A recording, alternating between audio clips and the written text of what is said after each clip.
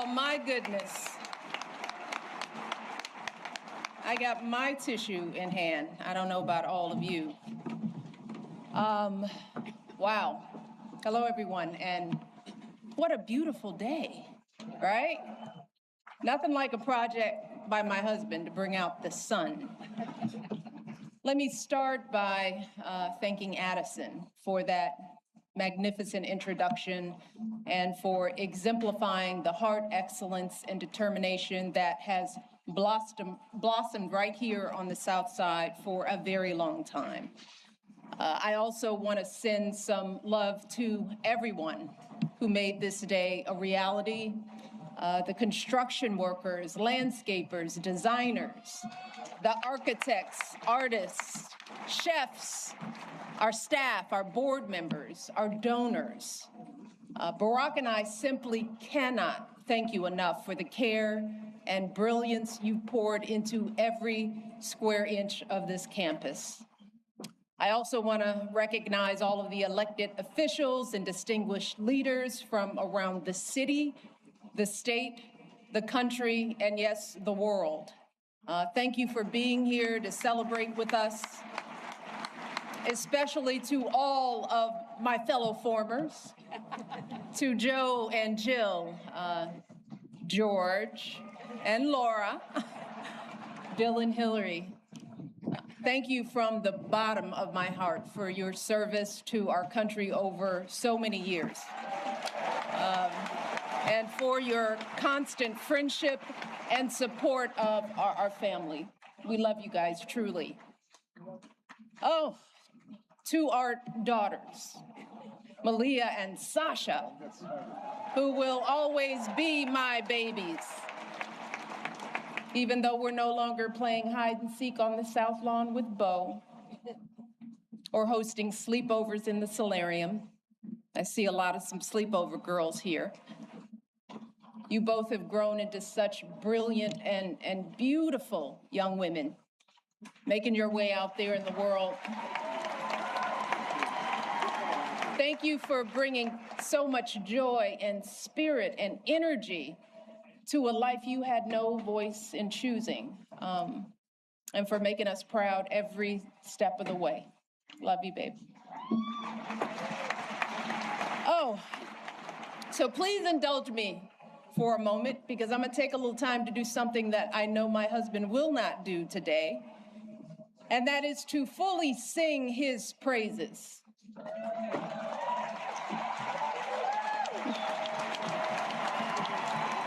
Barack, you gotta look at me.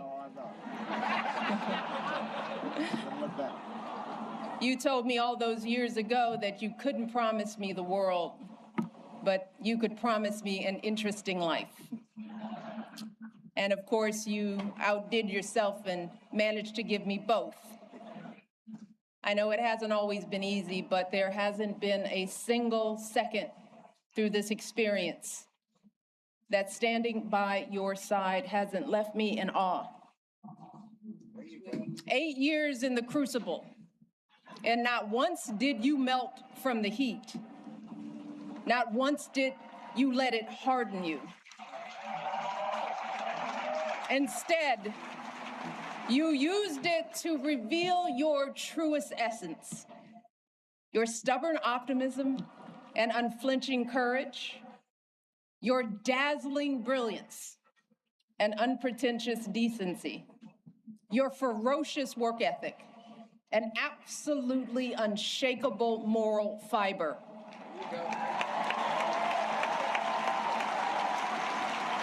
And to do it all as a first, and the higher standard that comes with all that, the claims that a U.S. senator and constitutional law expert wasn't qualified for the job, the lies about your birthright, your faith, your patriotism, the outrage when you stated the biological fact that if you'd had a son, that he too would be Black.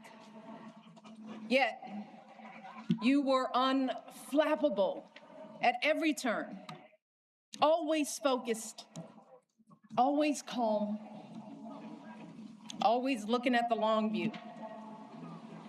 How absurd it is to even imagine that you might have buckled under the pressure even once, lashed out in frustration, lost your temper. How absurd it is to imagine that you might have done anything but make our family and this entire country proud.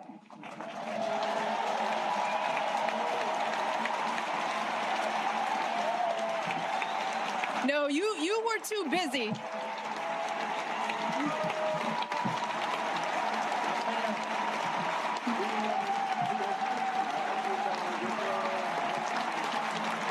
I'm not done, y'all.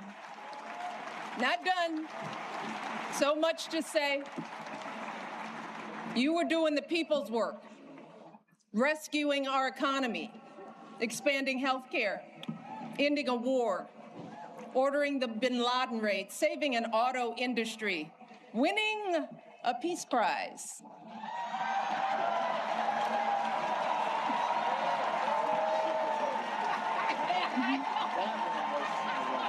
Keeping us safe from Ebola, regulating the banks, standing up for marriage equality, listening to science, and comforting an entire nation in the face of unspeakable tragedies. And you did it all with such grace and class and cool that you made the hardest job in the world look like a walk in this beautiful park. Your mother, Toot, Gramps, you are a tribute to their love. They are up there grinning and hugging today because you never forgot who you are and where you came from. Single mother, working hard to get by and get an education and show her son the world. Grandparents who didn't have much, but they had the perfect recipe to nurture your flame. You never forgot the folks in the union halls and church basements here in Chicago, where you first put your ideals to this test. You never forgot all the voters you registered and students you taught and neighbors you organized. You never fell for the temptation of a quick fix or an easy payday. You never changed from that idealistic summer associate who showed up on that rainy day when we first met without an umbrella. You always gave us the very best within you. And in doing so, you reminded the rest of us that we could too. Barack, there are no words to express how proud I am of the way you showed up and continue to show up every single day. It has been an honor to be by your side. You have made me a better person and have given us all an example that we should strive to emulate. And I hope you know, there is truly no higher calling than that. All right.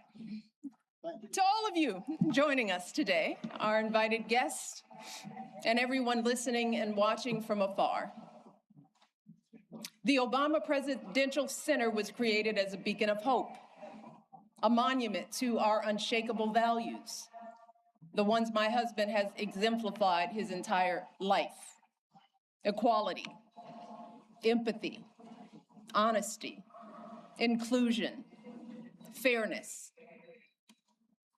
And especially during these anxious and divisive times, it is so important that we remember that those values are not unique to my husband.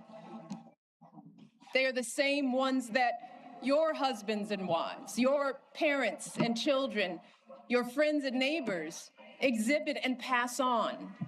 Every single day, millions of people in this country wake up doing their very best to live decent and purposeful lives. Yeah, we're all tested in one way or another. And there are plenty of times we all fall short. But deep down in our hearts and souls, we all know right from wrong. We know selflessness from greed, righteousness from injustice. We understand that we all rise and fall together, that every last one of us is an invaluable contributor to the greatness of America. And I'm talking about the workers living paycheck to paycheck, hoping to give their kids a better future. The teachers using their own money to take their students on field trips. The business owners struggling to meet payroll but refusing to close their doors. All those folks sweating over stoves to provide meals for their communities. Folks shivering in the freezing cold to deliver our packages, picking up trash to keep our parks clean, volunteers dedicating their weekends to coaching t-ball or directing the church choir or mentoring a child. That's where the truth of this country lies, not in grabbing as much as we can get for ourselves or knocking folks down to prop ourselves up, but in the overwhelming goodness, the relentless striving, the quiet dignity that is inside all of us. Our greatest hope is that this center can reflect back just a fraction of that light, that it can capture the beauty of who we all are, no matter what we look like, or where we come from, or how much money we earn, or how we pray, or vote, or speak, or love. It's why during our administration, we threw open the White House doors to all sorts of folks who don't usually get to meet the president or first lady, the families pinching pennies to send their first child to college, the teenagers who know that a hot afternoon means the bullets start flying, the military spouses and children serving and sacrificing just like their loved ones in uniform, the Native kids showing us that resilience and pride can never be stolen, the 4-H'ers and FFA members with calluses on their hands from feeding livestock, the immigrants proving what it truly means to be a dreamer. These folks aren't Americans too. They are America. They are the beating heart of this country. They are us and we are them. And to ignore this simple truth, to refuse to respect the contributions and experiences of people who aren't exactly like us, y'all, puts us all at risk. Failing to see the humanity in all people puts us all on a slippery slope. And once that slide starts, there's no telling where it stops. A dangerous precedent that flies in the very face of our faith and of the founding promise of this democracy, that all of us are created equal, that each of us is a child of God with inerrant value. And no one, and I mean no one, has the right to sit in judgment of who's American enough.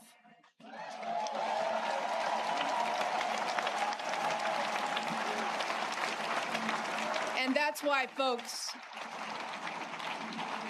we simply don't have the luxury or time to be cynical or complacent, to wring our hands in despair, to wait for someone else to fix the problem. Y'all, hope is all we have, because hope is the essential spark that lights the fire of change. But hope is a choice. Whether or not we use our voices to speak up is a choice. Voting is a choice. Being a decent human being is a choice. Believing that we still hold the power to build a country that reflects us all is a choice. The Obama Presidential Center is a living testament to the power of choice, y'all.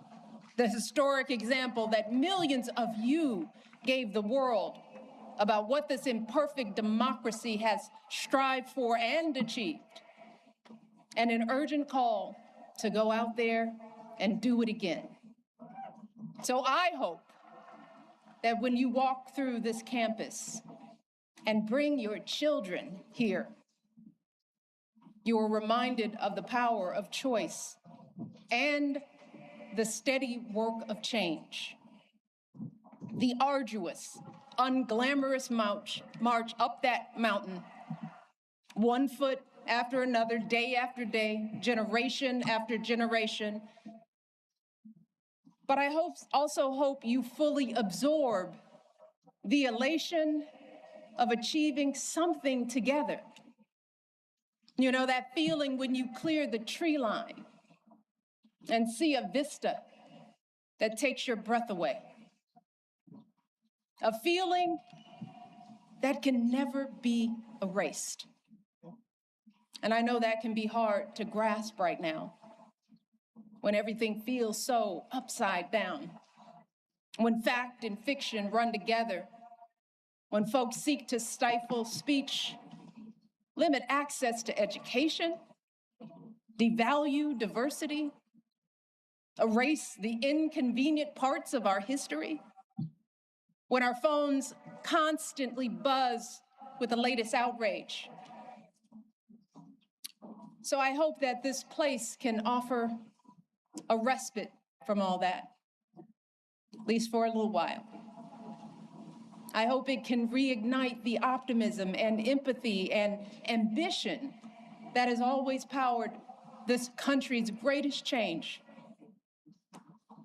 So we want you to come here and put away your phones and talk and laugh and cry, because you won't cry, and make new friends.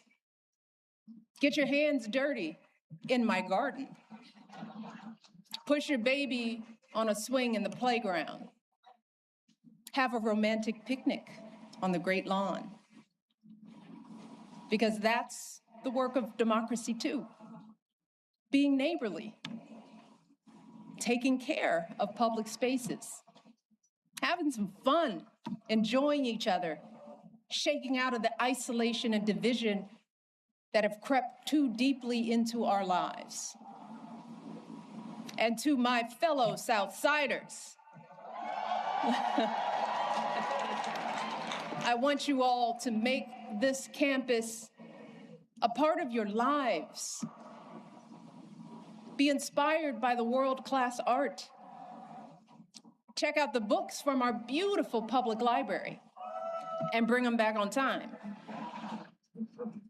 Drop some beats in the recording studio, hit some corner threes at home court, hold birthday parties, jumpstart clothing drives, host citywide cleanup days here. Use this campus to show off this place we call home.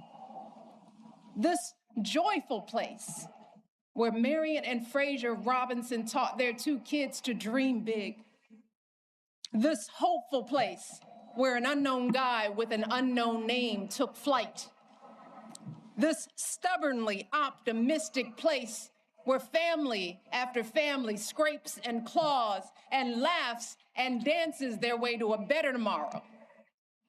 That's what this has always been about. Barack and I have always said that this center is grounded in our stories, but it has never been about us. It's never been for us. And it's going to be here long after we're gone. So what it becomes and how it's preserved, that work has to be done by all of us, just like our democracy. And thankfully, you have shown the world what we are capable of. You've proven that a lasting legacy isn't an award or a name on a building or a number of zeros in a bank account, but the difference we make in one another's lives. It's about seeing each other and showing up for each other and carrying each other when we're weary or faltering or losing faith. That's how you build something that endures. And that's what you all have done at every twist and turn of this extraordinary journey. You have protected and proclaimed the hope that beats within the heart of this campus. You've rekindled and renewed this untamable, unpredictable, and unbreakable democracy. And I know that you all are going to astonish us even more in the months and years ahead, because you all have proven beyond a shadow of a doubt that when we truly see each other, when we strive to bring out the best in ourselves and one another, oh, there is no limit to how high we can go. Thank you all. I love you all. God bless you, and God bless this country we love.